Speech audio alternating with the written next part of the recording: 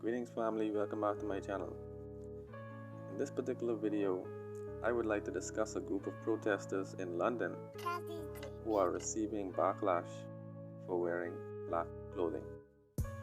Okay, this is a group of black protesters in London who are commemorating the Emancipation Day and decided to have a march through the streets of London, to speak out against police brutality, speak out about being marginalized, and basically highlight our ancestors who were enslaved.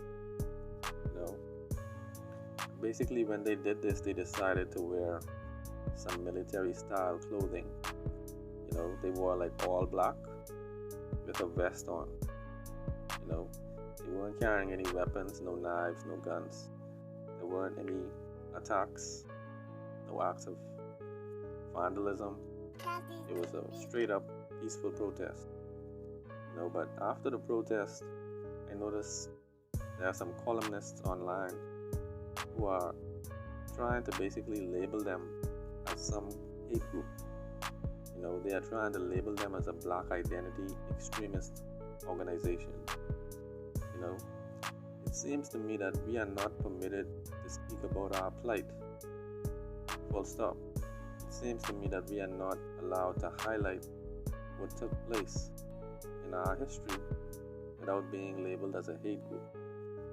And that's an unfortunate development when you look at other groups like the Native Americans, like the Jews who went through the Holocaust in Germany. They are all permitted to speak about their atrocities without being labeled as a hate group. So these people are peacefully protesting and they're not even carrying any weapons, but yet still they are being labeled negatively by the press.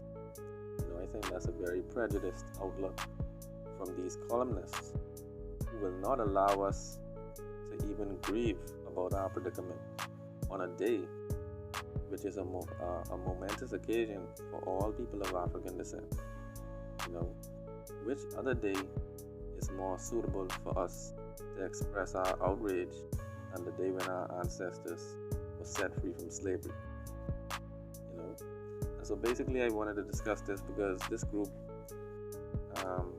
many people are saying that they were emboldened by the emergence of the NFAC in America, which is basically the same type of organization except that they carry weapons. They have a constitutional right to carry weapons in America, so that's not necessarily a criminal thing. Some people saw it as a little extreme, and they happen to get a little flack for accidentally shooting two of their own members. That's besides the point. What I'm saying, these two organizations have a right to exist.